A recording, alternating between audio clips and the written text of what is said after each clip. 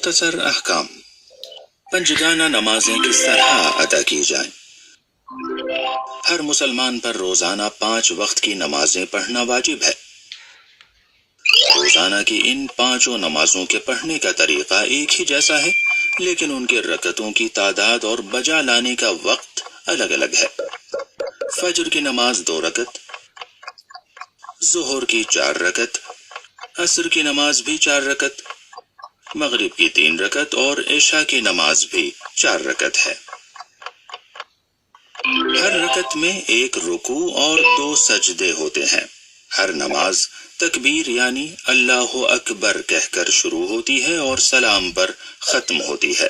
اور اب آئیے دیکھتے ہیں کہ کس طرح نماز پڑھی جاتی ہے۔ مثال کے طور پر مغرب کی نماز کو لیتے ہیں۔ اس سے پہلے کہ ہم نماز شروع کریں یہ ضرور دیکھ لیں کہ نماز سے پہلے جو امور انجام دینا ضروری ہے وہ انجام دیے ہیں یا نہیں، جیسے وضو کرنا، لباس کا پاک ہونا، قبلہ رخ کھڑے ہونا وغیرہ۔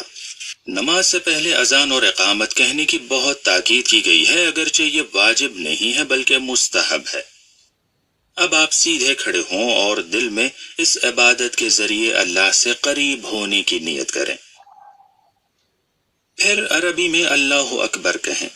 اس عمل کو تکبیرۃ الاحرام کہتے ہیں اور عام حالات میں ضروری ہے کہ اسے قیام کی حالت میں کہا جائے۔ تکبیرۃ الاحرام کے ساتھ ہی آپ کی نماز شروع ہو جاتی ہے، اور اگر اس کے بعد افعال نماز کے علاوہ کوئی اور کام آپ نے انجام دیا تو آپ کی نماز باطل ہو جاتی ہے۔ اس کے بعد سورہ حمد بسم اللہ سے لے کر آخر تک پڑھا جائے۔ پھر اس کے بعد قرآن کریم کا کوئی بھی مکمل سورہ آپ پڑھ سکتے ہیں۔ قرأت کے دوران آپ کے بدن میں حرکت نہیں ہونی چاہیے اور آپ سورے کو عربی زبان میں پڑھیں۔ ضروری ہے کہ آپ سورے کے الفاظ واضح طور پر ادا کریں، صرف الفاظ کا ذہن میں تصور کر لینا کافی نہیں ہے۔ اگر آپ مرد ہیں تو مغرب کی نماز میں آپ کو بلند آواز سے سورہ پڑھنا ہوگا۔ اس کے بعد رکوع ہے۔ دونوں سورہ پڑھنے اور تھوڑی دیر خاموش قیام کے بعد آپ رکوع میں جائیں، اس طرح کہ آپ کے پیر سیدھے ہوں اور آپ کی ہتھیلیاں گھٹنوں تک پہنچ جائیں۔ رکوع میں ذکر پڑھنا ضروری ہے، جس میں ایک بار سبحان ربی العظیم وبحمدہ کہنا کافی ہے۔ رکوع کے بعد آپ سیدھے کھڑے ہو جائیں۔ پھر سیدھے کھڑے ہو جانے کے بعد آپ سجدے میں جائیے۔ سجدے کی حالت میں اپنی پیشانی کو زمین پر یا ایسی چیز پر رکھیں جس پر سجدہ کرنا صحیح ہو۔ ساتھ ساتھ دونوں ہاتھ کی ہتھیلیاں، دونوں گھٹنے اور دونوں پیروں کے انگوٹھے زمین پر ہونے چاہیے، اور سجدے میں جا کر ایک بار سبحان ربی الاعلی وبحمدہ کہنا آپ کے لیے کافی ہے۔ پھر آپ سجدے سے سر اٹھائیے اور سیدھے بیٹھ جائیے۔ پھر اس کے بعد دوسرے سجدے میں جائیے، بالکل پہلے سجدے کی طرح۔ یہ یاد رہے کہ ہر رکعت میں آپ کو 2 سجدے انجام دینے ہیں۔ اب سوال یہ کہ کیا میں ہر چیز پر سجدہ کر سکتا ہوں؟ نہیں، ہر چیز پر نہیں۔ سجدہ ایسی چیزوں پر ہوگا جو زمین سے ہوں، یا زمین سے اگنے والے ان پودوں یا پتیوں پر ہوگا جو کھانے اور پہننے کے استعمال میں نہیں آتی۔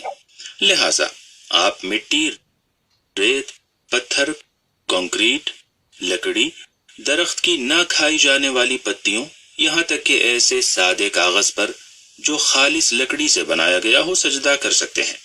ویسے بہتر یہ ہے کہ مٹی پر سجدہ کیا جائے، اور اس میں بھی تربت حسینی پر سجدہ کرنا مستحب ہے، جو کہ امام حسین علیہ السلام کی قبر اطہر سے لی جاتی ہے۔ یاد رہے کہ سجدہ صرف زمین اور ان پودوں پر ہو سکتا ہے جو کھائے یا پہننے نہیں جاتے۔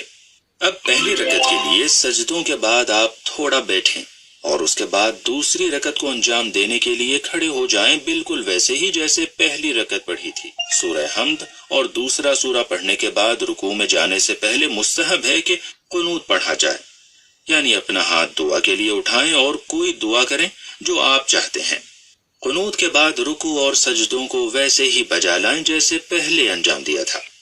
دوسرے سجدے کے بعد تشہد پڑھنے کے لیے بیٹھنا ضروری ہے۔ یہ تشہد دوسری رکعت کے آخر میں پڑھنا واجب ہے۔ تشہد میں ہمیں کیا کہنا ہے؟